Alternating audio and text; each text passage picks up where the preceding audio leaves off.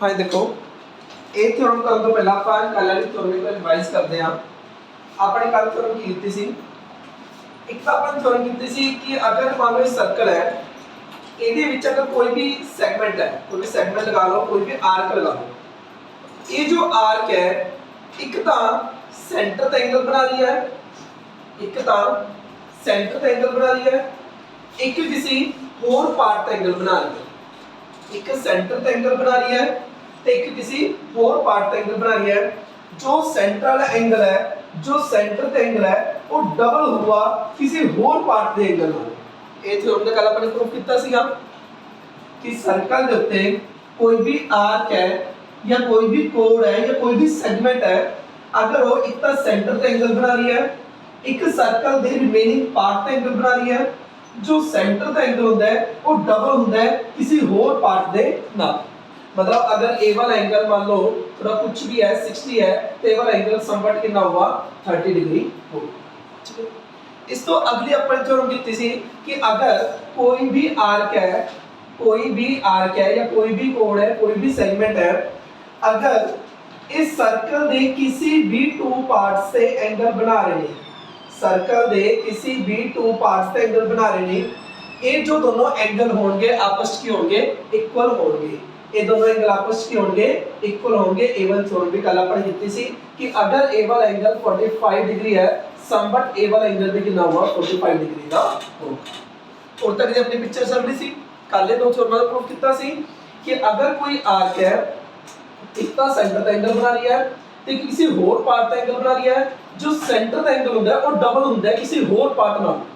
ते के वाले थ्योरम का प्रूफ किया सी कि अगर किसी आर्क ने सर्कल दे किसी दो पार्ट ते एंगल बनाए ने, ये दोनों एंगल आपस के होंदे ने इक्वल। ते आज ਆਪਾਂ ਕੀ थ्योरम कर रहे हैं कि अगर मैनू कदे भी ये पता चल जाए कि कोई लाइन सेगमेंट है, कोई भी लाइन सेगमेंट है, उस दे दोनों एंड्स ने किसी भी दो पॉइंट ते सेम एंगल बनाया है, किसी भी दो पॉइंट्स से सेम एंगल बनाया। मान लो ए कोई लाइन सेगमेंट है,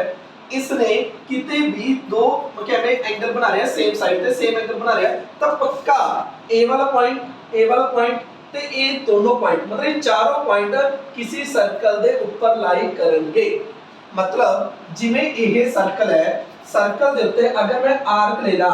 आर्क तो एक तो ए वाला एंगल बनया एंड मोरओवर ए वाला एंगल बनया, ये दोनों इक्वल होंदे ने। ये आपां कल प्रूफ करके हटे सी। अज मैं की कह रहा कि कदे भी मैनू ये पता चल जाए, कदे भी मैनू पता चल जाए ये लाइन सेगमेंट है, इसने किसी भी टू पार्ट से सेम एंगल बना रहा है, किसी भी टू पार्ट से सेम एंगल बना रहा है, तो मैं ये गल कह सकदा कि पक्का चारों पॉइंट, ये पक्का चारों पॉइंट किसी सर्कल ते लाई करदे होंगे, मतलब चारों पॉइंट के होंगे कॉन्साइक्लिक होंगे। इस गल दा आपां प्रूफ करदे हां। समझ चाहिए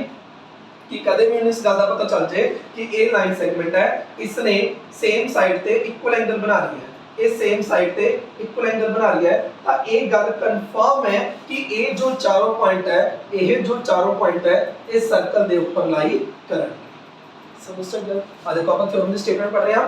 कह रहे if a line segment joining two point subtend equal angle at two other points lying on the same side of the line। दोबारा स्टेटमेंट पढ़ो पूरी रास्ता। कहते इफ अ लाइन सेगमेंट, अगर कोई line segment joining two points ਨੂੰ join ਕਰਨ ਵਾਲੀ कोई लाइन सेगमेंट है, if a line segment joining two points, दो पॉइंट्स ਨੂੰ join ਕਰਨ ਵਾਲੀ कोई लाइन सेगमेंट है, अगर वो subtend कर रही है equal angle at the other two points, किसी भी दो पॉइंट पे इक्वल एंगल बना रही है, किसी भी दो पॉइंट पे इक्वल एंगल बना रही है, किसी भी दो पॉइंट पे इक्वल एंगल बना रही है सेम साइड दे उत्ते, सेम साइड दे उत्ते, देन आप कह सकते हैं कि जो चारों पॉइंट्स है वो सर्कल दे उत्ते लाई करेंगे, जो चारों पॉइंट है वो सर्कल दे ऊपर लाई करेंगे, मतलब वो की होंगे कॉन्साइक्लिक होंगे, मतलब इक्वल सर्कल दे ऊपर लाई करेंगे। स्टेटमेंट समझ आ गई? अजय प्रूफ नहीं कराया, अजय सिर्फ स्टेटमेंट पढ़नी दसी है कि अगर मैनू कदे भी ये पता चल जाए कि कोई लाइन सेगमेंट है, इसने सेम साइड दे उत्ते कोई टू इक्वल एंगल बनाए ने, कोई टू इक्वल एंगल बनाए ने, तो ये गल कंफर्म है कि चारों पॉइंट इक्वल सर्कल के ऊपर लाई करें। Got it? ये वाली चीज हजम होगी चंगी तरह। हुण आप इसका करते हैं प्रूफ।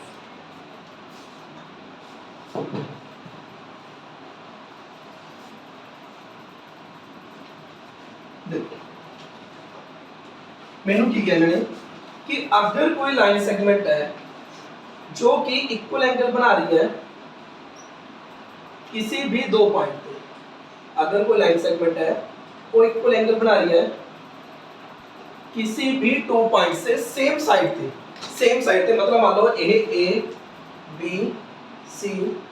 डी। अगर मैनू ए पता चल जाए, अगर मैनू ए गिवन है कि जो एंगल ए सी बी है वो किस इक्वल है ए डी बी दे, तो नाल दी गल मैं ये गल कह सकदा कि जो ये चारों पॉइंट है ए की ने इको सर्कल उत्ते लाई करते ने, दैट्स मीन जो ए बी सी डी है ए की ने कोइंसाइक्लिक है। की करना अपने प्रूफ ए की ने कोइंसाइक्लिक है। स्टेटमेंट समझ आ गई कि अगर मैंने ये पता चल जाए ए लाइन सेगमेंट है एक ता ए वाला एंगल ते ए वाला एंगल इक्वल है तो पक्का ये चारों पॉइंट्स तो एक सर्कल की करूंगा पास करूंगा, इस चीज को अपने प्रूफ करना।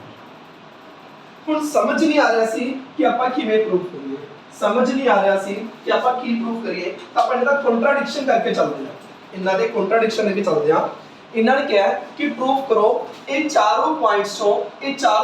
तो एक सर्कल पक्का पास करूंगा, ये चारों पॉइंट्स तो एक सर्कल पक्का पास करूंगा। मैं लेट करके चल पैना, मैं कंसीडर करके चल पैना कि ये तीनों पॉइंट्स ना सर्कल पास कर रहे हैं लेकिन उरो तो नहीं पास कर रहा, कोई और पॉइंट है जिस तो सर्कल पास कर रहे हैं। मैंने की प्रूव करना है कि चारों पॉइंट्स तो पक्का सर्कल पास करूंगा, लेकिन मैं की कंसीडर करके चल पैना कि चारों पॉइंट्स तो सर्कल नहीं पास कर रहे हैं, ए तीनों तो पास कर रहे हैं, ठीक है, क्योंकि थ्री नॉन कोलिनियर पॉइंट्स का सर्कल पास करता है, थ्री नॉन कोलिनियर पॉइंट्स का सर्कल पास करता है। मैं की कंसीडर करके चल पैना कि ए तीनों पॉइंट्स का सर्कल पास कर रहे हैं लेकिन इस तो नहीं पास कर रहा, कोई और ही पॉइंट है जिस तो सर्कल पास कर रहे हैं, मतलब संबंध ए चारा जो सर्कल पास कर रहे हैं। देखने मेरे सर्कल नहीं लग रहा लेकिन एज्यूम करके चल पी क्योंकि ना परफेक्ट नहीं बन पाऊंगा टीचर, मतलब मैं ये मान के चल पाया कि इस जो सर्कल पास कर रहा है कोई और ही पॉइंट है, मतलब कोई एफ पॉइंट है जिस जो सर्कल पास कर रहा है। निकल कंफर्म होगी। मैंने की प्रूफ करना सीधा कि अगर ए बी कोई लाइन सेगमेंट है सच दैट एंगल ADB ते इक्वल एंगल ACB है, तब पक्का 100% कंफर्मली ये चारों पॉइंट के होंगे सर्कल के ऊपर लाइन करेंगे। मैंने की किया ये चारों पॉइंट सर्कल के ऊपर लाई करते हैं, मैं मान के चल पैना ये तीन पॉइंट ता सर्कल के ऊपर लाई करते ने लेकिन चौथा पॉइंट सर्कल के ऊपर लाई नहीं करता। मैं मान के चल पैना ते अपने क्वेश्चन को प्रोसीड करदा कि अगर मेनू किते प्रॉब्लम आ गई तो मैंने एट लास्ट मानना पऊगा कि वो चौथे पॉइंट जो सर्कल पास कर रहे हैं। अगर मैंने किते प्रॉब्लम आ गई तो मैंने मानना पऊगा कि चौथे पॉइंट जो सर्कल पास कर रहे हैं, क्योंकि थ्री नॉन कोलिनियर पॉइंट जो सर्कल पास कर देगा, फोर्थ पॉइंट अपने ए है। तुम ध्यान नाल गल सुनो, देखो जरा अगर चलो मान लिया अभी सी चो पॉइंट नहीं पास कर रहा है, एफ चो पास कर रहा है, कंस्ट्रक्शन मान लो अपने की लेट करके चले आए, क्या प्रूव कर लो। लेट अस कंसीडर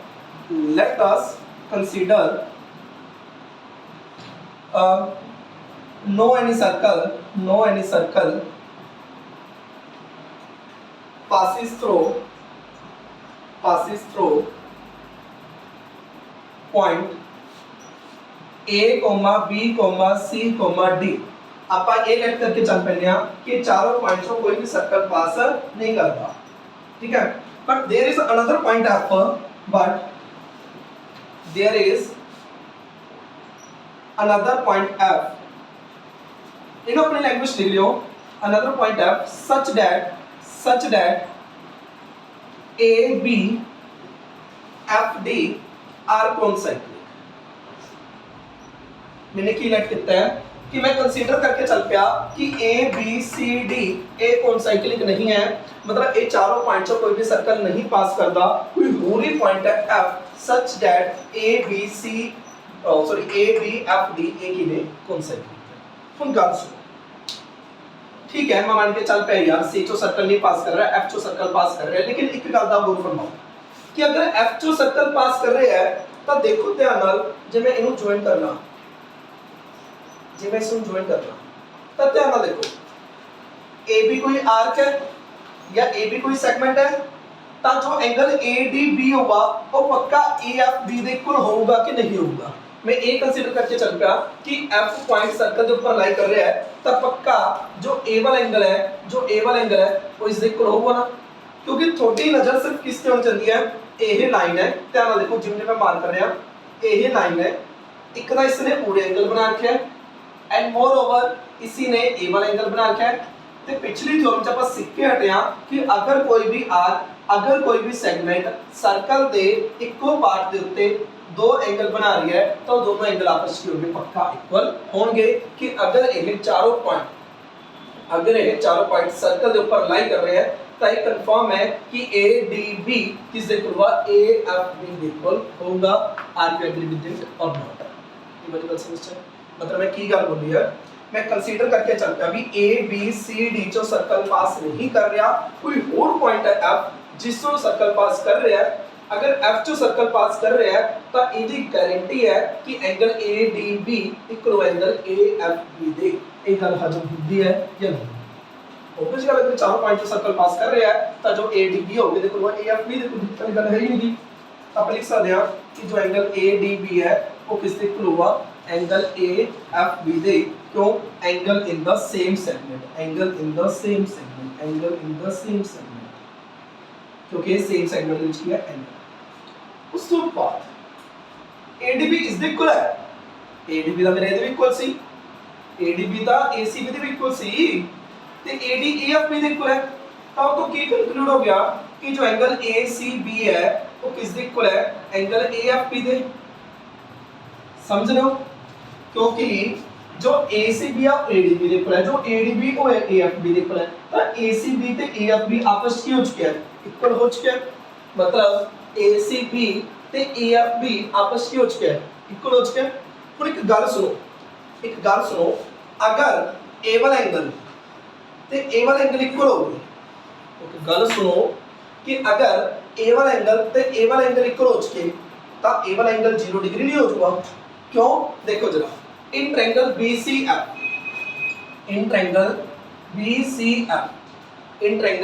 BCF ਤੁਹਾਨੂੰ ਪਤਾ ਹੈ 2 एक्सटीरियर एंगल ਦਾ ਸਮ 2 इंटीरियर एंगल ਦਾ ਸਮ थर्ड एक्सटीरियर एंगल ਦੇ ਇਕੁਅਲ ਹੁੰਦਾ ਹੈ। मतलब जो A वाला एंगल है, मतलब ਇਹਨੂੰ ਮੈਂ ਇੱਕ 1 मान लेना, ਇਹਨੂੰ मैं 2 मान लेना, ਇਹਨੂੰ मैं 3 मान लेना। मेरे को एंगल 2 इक्वल एंगल 3 आ चुका है, एंगल 2 एंगल 3 ਦੇ ਇਕੁਅਲ आ चुका है। ਮੈਨੂੰ ਪਤਾ है एंगल 1 प्लस एंगल 2 एंगल 3 ਦੇ ਇਕੁਅਲ ਹੋਗਾ, एंगल 1 प्लस एंगल 2 एंगल 3 ਦੇ ਇਕੁਅਲ ਹੋਗਾ। क्यों? Sum of 2 interior angle equal third exterior angle 1 plus angle 2 किसके इक्वल एंगल 3। क्योंकि 2 ते 3 आपस इक्वल है, क्योंकि 2 ते 3 आपस इक्वल है तो एंगल 1 किसके इक्वल आ गया 0 दे। A वाला एंगल की आ गया 0, उन्होंने 0 कर दो। ए इस प्रकार है, अगर ये वाला एंगल 0 करा तो ऑब्वियसली की कर जाएंगे कोइंसाइड कर जाएंगे। ए एंगल से एंगल 1 अगर ये 0 है तो पक्का की कर जाएंगे कोइंसाइड कर जाएंगे। मतलब ए वाला पॉइंट ए वाला एंगल अगर 0 है तो पक्का C ते F की करेंगे आपस में कोइंसाइड करेंगे, पक्का C ते F की करेंगे कोइंसाइड करेंगे। Thus point C and F are coincide with each other, एक दूसरे नाल की करेंगे कोइंसाइड करेंगे। मैंने कोशिश की सी कोई ऐसा सर्कल ना होवे जो ABCD चो पास ना होवे,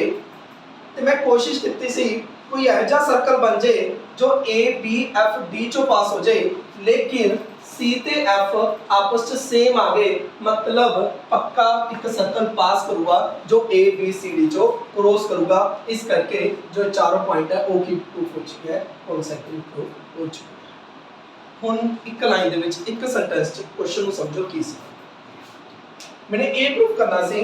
कि अगर कोई लाइन सेगमेंट है सेम साइड पे अगर दो इक्वल एंगल बन रहे हैं तो ये पक्का जो चारों पॉइंट है एक कॉन्साइक्लिक होंगे। मैं लेट करके चल पाया कि चारों पॉइंट कॉन्साइक्लिक नहीं है, कोई और ही पॉइंट F है सच दैट एक ही है कॉन्साइक्लिक है। जो मैंने इस F पॉइंट को कॉन्साइक्लिक लिखा, मैं देखा ए वाला एंगल ते ए वाला एंगल आपस इक्वल होंगे। ADB किससे इक्वल हुआ AFB दे, लेकिन ADB दा मेरा ACB दे इक्वल है क्या सी, और तो A वाला एंगल इस दे इक्वल आ गया, मतलब एंगल 3 एंगल 2 दे इक्वल आ गया।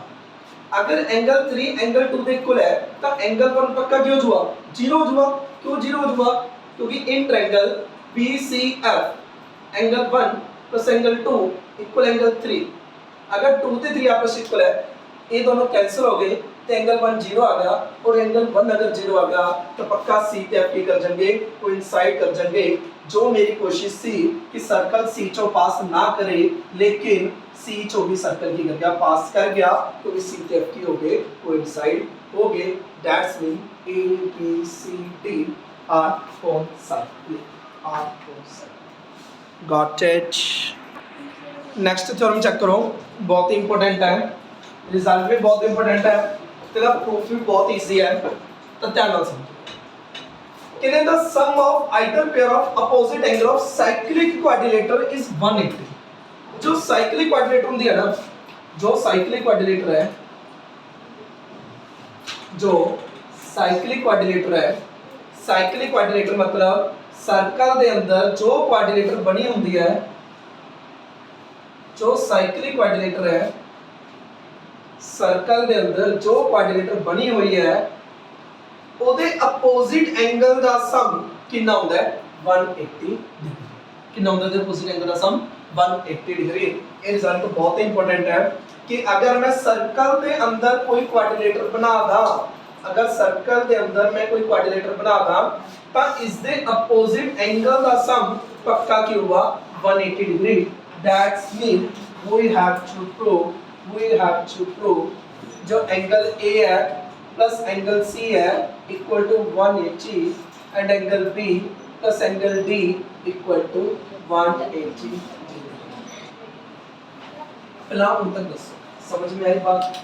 की प्रूफ करना पड़े कि sum of either pair of opposite angle of a cyclic quadrilateral जो साइक्लिक क्वाड्रिलेटर है उससे अपोजिट एंगल्स का सम कितना होता है 180 डिग्री इसका प्रूफ देखो बहुत इजी है बिल्कुल ध्यान कुछ नहीं करना पहले इसमें ज्वाइन करो ज्वाइन कर लो कोई ये समझ के चलो ये सेंटर है जरूरी नहीं है सेंटर से पास हो गए ये कोई मतलब नहीं है ठीक है मैंने भी पास कर लिया तुम ध्यान दो ध्यान पहला ए बी कोड चलो कुल जो अपने थ्योरम कितनी जनाब उसी दी एप्लीकेशन लगानी है तो हर एक क्वेश्चन चाहिए लगाएंगे पहला ए बी कोड चलो चेक करो कि ए बी कोड तो कोई दो एंगल बन रहे हैं कि ए बी कोड तो कोई दो एंगल बन रहे हैं चेक करो जो ए तो शुरू हो रहे हुए बी तो खत्म हो रहे हुए जो ए तो शुरू हो रहे हुए बी तो खत्म हो रहे हुए ए तो देखो दो लाइनें निकल के आ रही है एक तो आसी हां ए तो शुरू हो रही है ते बी तक खत्म हो रही है ए नु एंगल 1 मान वो में और भी लाइन देखो जो ए तो शुरू हो रहे हुए ते बी तो खत्म हो रही है साफ साफ दिख रही है ए तो शुरू होने वाली ए आसी तब पक्का एंगल 1 तो एंगल 2 आपस इक्वल होगा या नहीं होगा कि मैं देखा मैंने ए बी कोड दी ए तो शुरू होने वाली कोई लाइन देखो ए तो शुरू होने वाली लाइन देखो ए जारी जारी जारी आसी ये आगे आसी ए तो शुरू हो रही है तो बी तो खत्म हो रही है ए वाला एंगल आ गया एंड मोर ओवर चेक करो कोई ए तो ही शुरू हो रहे हुए तो बी तो ही खत्म हो रहे हुए देखो ए आसी ए वाला ये दोनों एंगल आपस इक्वल होंगे या नहीं ए बी एक की है कोड है ए बी के एक मतलब तुसी कैसे दो कि जो एंगल 1 है वो कहते हैं angle 2 they angle in the same sector angle in the same sector उसी प्रकार इक्वल में सारे एंगलों को नाम देना मान लो ये 3 है ये 4 है ये 5 है ये 6 है ये 7 है ये 8 है तुम थोड़े तो सवाल पूछो तुसी जवाब दो हां जी इधर तुसी दसो जरा अगर मैं BC कोड लवा तो केड़ा एंगल आपस में करूंगा अगर BC कोड लवा तो केड़ा एंगल करूंगा बहुत अच्छे अगर BC कोड लवा चेक करो जो B तो शुरू हो रहा है C तक खत्म हो रहा है आसी और एंगल तो जो B तो शुरू है सीधे आसी 4 ਤੇ 6 आपस में होंगे इक्वल होंगे क्योंकि BC की एक कोड है BC की कोड है इन्हें एक था ये एंगल 6 बना क्या इसने एक एंगल 4 बना क्या अब 4 ਤੇ 6 आपस की ने इक्वल है समझ सकते एंगल 4 ਤੇ एंगल 6 आपस की है उसके बाद सुनो अगर CD कोड कंसीडर करिए और तो दोस्तों केड़े एंगल इक्वल होंगे एंगल 5 एंगल बहुत अच्छी चेक करो जोड़ो शुरू हो गए आंगो आंगो आंगो आंगो आंगो और जाके आस एंगल 5 इधर आंगो आंगो आंगो और जाके आस एंगल 5 एंगल 8 आपस में इक्वल एंगल 5 एंगल 8 आपस में होंगे रशिका अगर मैं एडी कंसीडर करा अगर एडी कंसीडर करा एंगल 3 ਤੇ एंगल 7 बहुत अच्छे देखो ए कोड है इन्हें का ये एंगल बना के आंगो एंगल 7 इसने वो केड़ा बना के आंगो एंगल 3 ਤੇ एंगल 7 आपस में होंगे इक्वल होंगे एंगल 3 ਤੇ एंगल 7 आपस इक्वल सारे ਦਾ सेम एनी गल समझ सकते ਇਹ ਸਿਰਫ ਕੁਆਡਰੀਲੇਟਰ ਹੈ ਇਹ ਸਿਰਫ ਕੁਆਡਰੀਲੇਟਰ ਹੈ ਤੇ ਕੁਆਡਰੀਲੇਟਰ ਦੀ ਮੈਨੂੰ ਸਿਰਫ ਇੱਕ ਪ੍ਰੋਪਰਟੀ ਪਤਾ ਹੈ ਕੁਆਡਰੀਲੇਟਰ ਦੀ ਮੈਨੂੰ ਸਿਰਫ ਇੱਕ ਪ੍ਰੋਪਰਟੀ ਪਤਾ ਹੈ ਕਿ ਕੁਆਡਰੀਲੇਟਰ ਦੇ ਸਾਰੇ ਐਂਗਲਸ ਦਾ ਸਮ ਕਿੰਨਾ ਹੁੰਦਾ ਹੈ 360 ਮੈਨੂੰ ਕੁਆਡਰੀਲੇਟਰ ਦੀ ਸਿਰਫ ਇੱਕ ਪ੍ਰੋਪਰਟੀ ਪਤਾ ਹੈ ਕਿ ਕੁਆਡਰੀਲੇਟਰ ਦੇ ਸਾਰੇ ਐਂਗਲਸ ਦਾ ਸਮ ਕਿੰਨਾ ਹੁੰਦਾ ਹੈ 360 that's mean अगर ABCD एक क्वाड्रिलेटर है ABCD इज अ क्वाड्रिलेटरल अगर ABCD क्वाड्रिलेटर है तो ए वाले सारे एंगलों का सम कितना होगा 360 होगा ये वाले सारे एंगल का मतलब कि एंगल 5 6 उधर 7 8 ते उधर 3 2 ते इधर 1 4 सारा का सम कितना होगा 360 क्योंकि sum of all angle of quadrilateral is 360 हुआ मैंने आंसर के लिए क्या है आंसर के लिए क्या है मान लो मैं लेके आना है angle A plus angle C का 180 लेके आना है मतलब मैंने उनको की लेके आना है A कितना मैंने के बनाया 5 ਤੇ 6 रहा C 3 ਤੇ 2 रहा मतलब आंसर में लेके आना है angle 5 plus angle 6 plus angle 3 plus angle 2 equal to मैंने 180 प्रूफ करना है मैंने angle 5 plus angle 6 plus angle 3 plus angle 2 की प्रूफ करना है 180 तो चेक करो मैंने आंसर च सिर्फ 5 6 3 2 चाहिए लिख लो बेटा मैंने 5 चाहिए मैंने 6 चाहिए 3 चाहिए ते 2 चाहिए और कुछ नहीं चाहिए 7 के इक्वल से 3 दे 3 2 8 के इक्वल से 5 दे 5 लिख दो 1 के इक्वल से 2 दे 2 लिख दो 4 के इक्वल से 6 दे 6 लिख दो इक्वल 360 चेक करो 2 टाइम एंगल 5 भी 2 टाइम हो गया एंगल 6 भी 2 टाइम हो गया एंगल 2 भी 2 टाइम हो गया एंगल 3 भी 2 टाइम हो गया इक्वल 360 दैट्स मीन